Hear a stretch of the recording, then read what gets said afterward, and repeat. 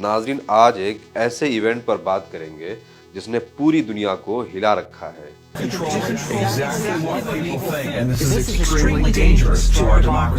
जिसमें बड़े बड़े बिजनेसमैन, कई देशों के प्रिंस, प्राइम मिनिस्टर्स, प्रेसिडेंट सब इसके लपेटे में आ रहे हैं। गर्ल्स ट्रैफिकिंग की, गर्ल्स भी 7, 10, 12 साल के एज की। ये कहानी है हनी ट्रैप की, ये कहानी है सीक्रेट डील्स की, इंटेलिजेंस एजेंसी मसाद की।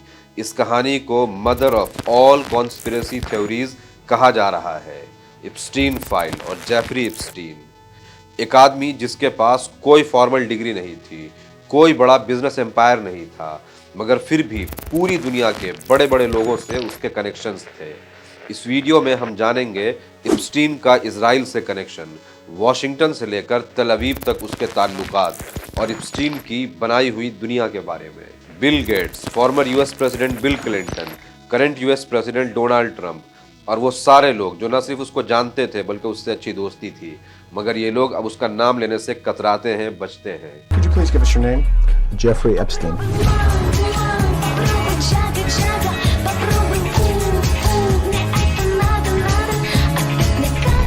How long have you been sexually attracted to underage minor females? Are you kidding?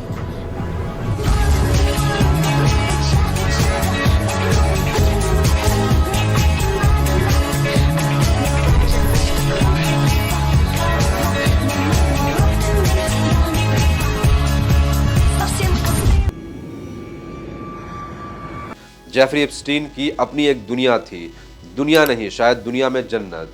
New York, Mexico, Florida, Paris में जन्नत जैसा महल, 2 जगह आइलैंड, उन महलों में, आइलैंड्स में कई सारी personal helicopters, multiple luxurious cars, अपने प्राइवेट जेट्स।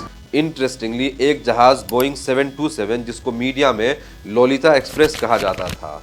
लोलिता बेसिकली एक नॉवेल है जिसको रशियन नोवेलिस्ट व्लादिमीर नोबोकोवो ने 1955 में लिखा था, जिसमें एक मिडिल एज मैन, कोई 55-56 साल का आदमी 12 साल की लड़की को सेक्सुअल अब्यूज करता है। जेफरी एप्स्टीन के महलों में क्या होता था? एप्स्टीन की एक फॉर्मर एम्प्लॉय मारिया फार्मर, जिसने 1996 में उसके साथ काम किया था, वो बताती है कि एप्स्टीन के न्यूयॉर्क वाले महल में toilet, bathroom, bedroom, garden, kitchen, हर जगह कैमरा लगा हुआ था, जो महल के एक मीडिया रूम में कुछ लोगों के जरिए हर वक्त मॉनिटर्ड होता था।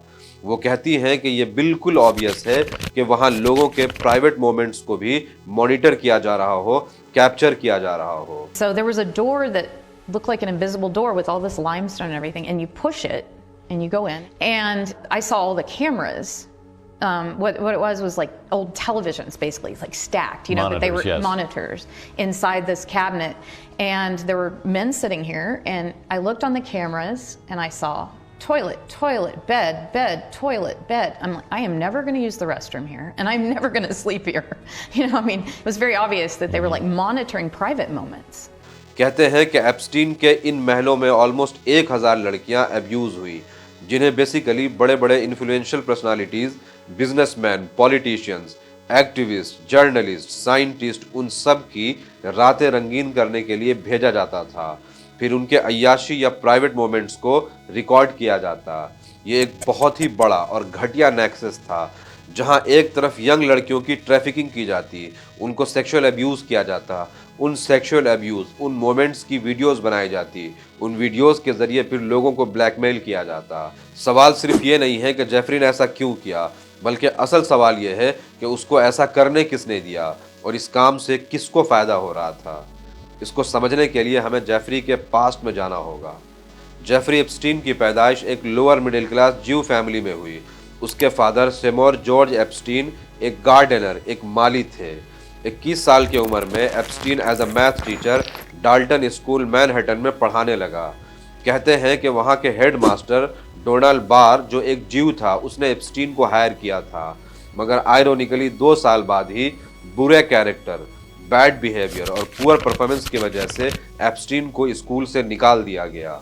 स्कूल से डिसमिस होते ही स्कूल के ही एक स्टूडेंट के फादर एलन ग्रीनबर्ग के सोर्स से बियर स्टर्न, जो एक फाइनेंशियल कंपनी थी, उसमें जॉब मिल गई। यहाँ उसके काफ़ी सारे वेल्दी कॉन्टैक्ट्स बन गए, मगर फिर किसी फ्रॉड की वजह से उसे दोबारा जॉब से निकाल दिया गया। कुछ टाइम बाद ही उसकी मुलाकात हुई स्टीव हॉफनबर्ग से। स्टीव ने एप्स्टीन को अपने साथ बिजनेस में लगा लिया। हॉफनबर्ग अमेरिकन हिस्ट्री का लार्जेस्ट पॉन्जी स्कीम था। एप्स्टीन स्टीव से बहुत क्लोज हो गया। फिर वहां करोड़ों डॉलर का घोटाला हुआ। इवेंचुअली हॉफनबर्ग को जेल जाना पड़ा, मगर एप्स्टीन को कुछ नहीं हुआ, यहाँ तक कि उसके ऊपर कोई चार्ज नहीं लगा। एप्स्टीन कैसे बच गया, ये एक मिस्ट्री है जो आपको आगे समझ आएगी। On my own island, I can think the thoughts I want to think. I can do the work I want to do. I'm free to explore as I see fit. कुछ सालों बाद Epstein की Leslie वैक्सनर से मुलाकात हुई और वो उसके साथ काम करने लगे। लेस्ली वैक्सनर फाउंडेशन के फाउंडर हैं। Wexner Foundation basically Israeli public official और सिक्योरिटी ऑपरेटिव्स को ट्रेन करती है, जहां से ये लोग ट्रेन होकर हायर पोजीशन पर इजराइल के लिए या इजरायली इंटेलिजेंस एजेंसी मोसाद के लिए काम करते हैं। रिटेल मार्केट में बहुत सी सर्विसेज के वजह से एक वक्त में लेस्ली वैक्सनर अमेरिका के मोस्ट पावरफुल फिगर थे। एप्स्टीन ने वैक्सनर के साथ अपने इस रिलेशन को मिसयूज करना शुरू किया और विक्टोरिया सीक्रेट कंपनी के लिए यंग वुमेन को जॉब देने, हायर करने के नाम पर फेक ऑडिशंस और सेक्सुअल फेवर जैसा नेक्सस शुरू किया। यहाँ ये नॉलेज में रहे कि वैक्सनर ने जेफरी एप्स्टीन को अपनी पावर ऑफ अटर्नी दी हुई थी, जिससे एप्स्टीन को वैक्सनर के पूरे फाइनेंशियल एम्पायर का एक्सेस हासिल था। एप्स्टीन न सिर्फ फाइनेंस मैनेज करता था, बल्कि वैक्सनर के मैनहट्टन वाले महल में रहता था। कुछ लोगों का तो यहाँ तक इल्ज़ाम है कि एप्स्टीन ने लेस्ली वैक्सनर को सेक्सुअल लेवरेज दे करके उसका ट्रस्ट गेन किया, फिर ब्लैकमेल करता था। बाद में वैक्सनर ने खुद भी इस तरह से एडमिट किया कि वो अपने आप को यूज़ किया हुआ फील करता है। Someone who was so sick, so cunning, so depraved is something that I'm embarrassed that I was even close to. यहाँ से जेफरी एप्स्टीन की दौलत बढ़ती चली गई, इतनी कि उसने महलों पे महलें खरीदना और बनाना शुरू किया।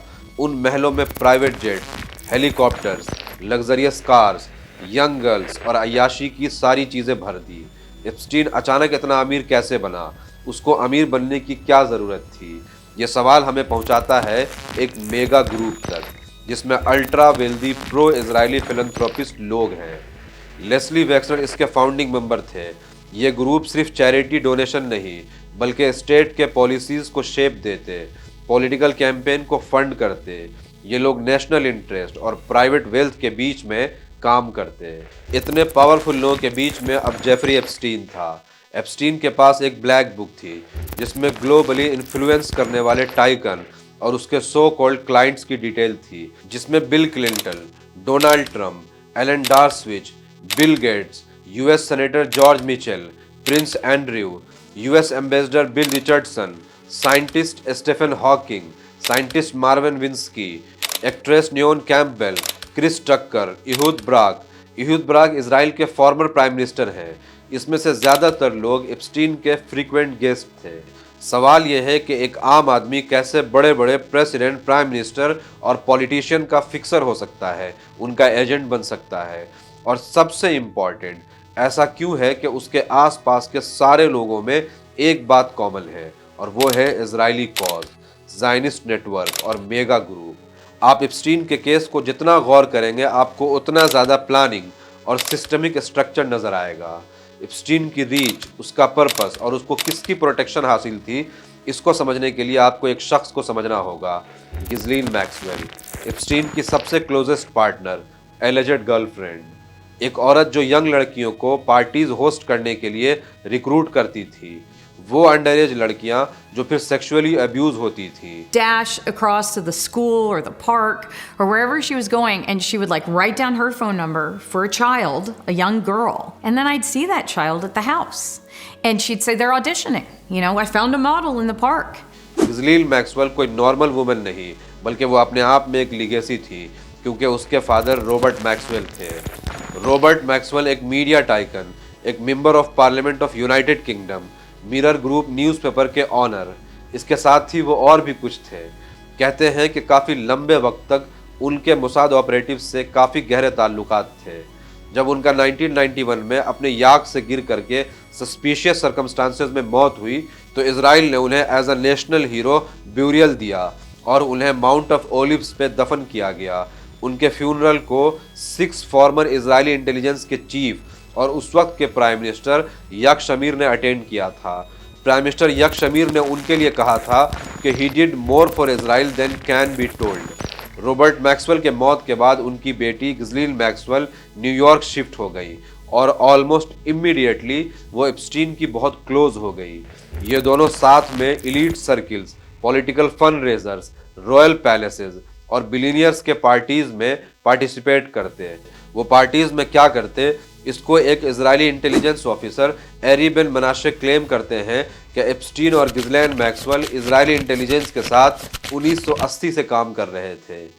बेन के अकॉर्डिंग ऑपरेशन का स्ट्रक्चर बेसिकली हनी ट्रैप का था, जिसमें अंडर एज गर्ल्स को पावरफुल लोगों में फीड करना, उन्हें फिल्म करना, फुटेज को आर्काइव करना, फिर उन लोगों से अपना इंटरेस्ट सर्व करवाना, ये ऑपरेशन का स्ट्रक्चर था। जेफरी एप्स्टीन और मैक्सवेल की टीम ने हजारों अंडर एज गर्ल्स की ट्रैफिकिंग की, उन्हें पॉलिटिशियंस और बिलियनियर्स में फीड किया गया। धीरे धीरे ये विक्टिम, ये लड़कियां मीडिया में आने लगी और हंगामा होने लगा। We were underage. We were little girls. I was 16. I was 16. I started going to him when I was like 14 turning 15.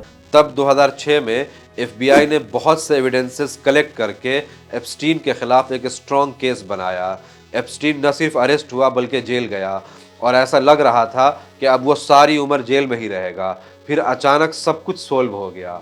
कहते हैं कि यूएस अटॉर्नी अलेक्जेंडर अकोस्टा से एप्स्टीन की एक डील हुई जिसमें एप्स्टीन को बहुत रियायत मिल गई। 2017 में अलेक्जेंडर अकोस्टा को प्रेसिडेंट डोनाल्ड ट्रंप ने सेक्रेटरी ऑफ लेबर नॉमिनेट किया। एक बार फिर से अकोस्टा और एप्स्टीन की वो डील मीडिया और सोशल मीडिया में रीसर्फेस करने लगी। जब अकोस्टा से पूछा गया कि वो एप्स्टीन के केस में इतने सॉफ्ट क्यों थे, तो उन्होंने जवाब दिया, I was told Epstein belongs to intelligence and to leave it alone. मतलब एप्स्टीन को छोड़ दिया जाए क्योंकि वो इंटेलिजेंस का आदमी है। अब आप सोचिए, एक आदमी यूएस अटॉर्नी है और उसको ये कहा जा रहा है कि एप्स्टीन को छोड़ दो क्योंकि वो इंटेलिजेंस का बंदा है। कौन सी इंटेलिजेंस, मोसाद या CIA या दोनों? Epstein got an ultimatum. Plead guilty to a charge that would require jail time and registration or face federal charges. यहाँ ये ध्यान दीजिए, ये मामला सिर्फ चंद ठरकियों का या गर्ल्स ट्रैफिकिंग का या प्रोस्टिट्यूशन का नहीं था। इनफैक्ट ये मामला था अमेरिकन एलिट्स में एक्सेस का, इंटेलिजेंस एसेट्स का, वाशिंगटन और तेल अवीव के पावरफुल लोगों में एक्सेस का। और अगर ये एक मोसाद ऑपरेशन था तो इसके बहुत ही खतरनाक असरात मुरतब हुए होंगे। मतलब ये कि एक इंटेलिजेंस एजेंसी के पास सारे एलीट अमेरिकन्स की इंफॉर्मेशन का एक्सेस था। कई देशों के president, prime ministers, journalist, scientist, politician सब उसके सामने कॉम्प्रोमाइज्ड थे। कॉम्प्रोमाइज्ड इसलिए कि सबकी सीडी बनी हुई थी।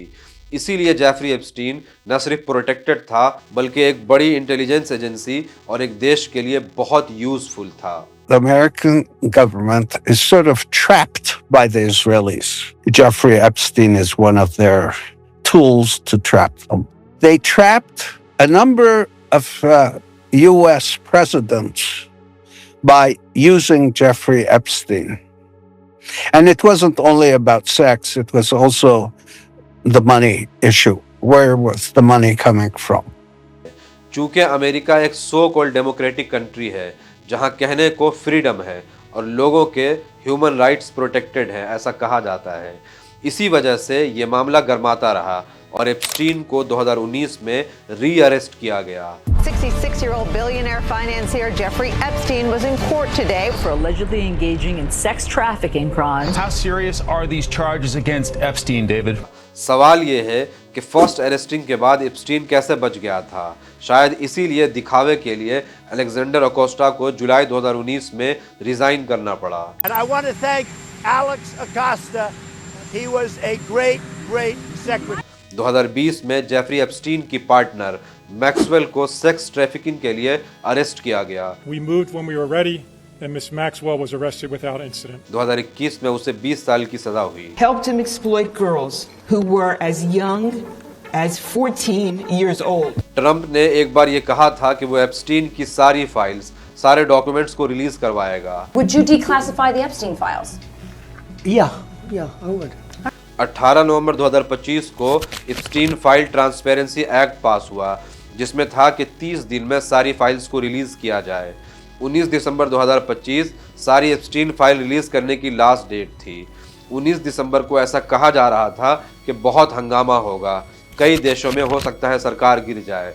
फिर 19 दिसंबर को फाइल्स रिलीज हुई। आयरोनिकली डॉक्यूमेंट्स में ज़्यादातर पेजेस एडिटेड थे, लोगों के नाम मिसिंग थे। इनफैक्ट एक्सपर्ट्स का ये कहना है कि बहुत से इमेजेस, वीडियोस, फाइल्स गायब हैं। 10 अगस्त 2019 जेफरी एप्स्टीन अपने हाईली सर्विलेंस सेल में डेड पाया गया। डॉक्टर ने इसे सुसाइड कहा, मगर 10 अगस्त की रात और दिन को जो भी कुछ हुआ, उससे न ये सुसाइड लगता है न ये मर्डर लगता है, बल्कि ये कुछ और ही होगा। Several days later, the chief medical examiner of New York City ruled his death a suicide. There's no way you are able to commit suicide. There's just no way. There's no way to hang yourself. There's nothing from the ceiling. There's nothing from the bed. You'd have to be a midget and work really hard to try to hang yourself. And I don't think you can accomplish it at that point. उस cell की उस रात की footage missing है।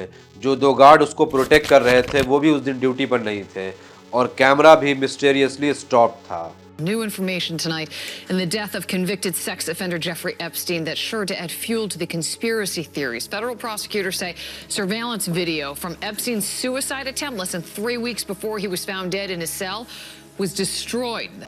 मगर यहाँ ये सवाल नहीं है कि एप्स्टीन की मौत कैसे हुई, बल्कि असल सवाल ये है कि एप्स्टीन क्या जानता था, किसके कहने पर वो ये सब कर रहा था, और किसने ये श्योर किया कि वो मारा जाए और दुनिया के सामने वो सच्चाई ना आए जो किसी को या किसी एजेंसी को या किसी देश को एक्सपोज कर दे। और क्या एप्स्टीन के मर जाने से ये घिनौना खेल बंद हो जाएगा? जिन लोगों ने एप्स्टीन से वो काम करवाया था, इसकी क्या गारंटी है कि उनके पास वर्ल्ड लीडर्स को ब्लैकमेल करने का दूसरा कोई टूल नहीं होगा, या वह दूसरे सोर्सेज से ब्लैकमेल नहीं कर रहे होंगे? Are you still talking about Jeffrey Epstein? This guy's been talked about for years. And are people still talking about this guy, this creep? That is unbelievable.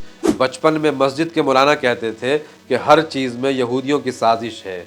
हम बड़े हुए और इस बात पे जोक करने लगे कि हर चीज़ में यहूदियों की कैसे साजिश हो सकती है। मगर अब समझ में आ रहा है कि दुनिया के लगभग सारे बड़े लीडर्स, पॉलिटिशियंस, साइंटिस्ट, जर्नलिस्ट, वो लोग जो पॉलिसी मेकिंग में हैं, सब एलिजेडली कॉम्प्रोमाइज्ड हैं।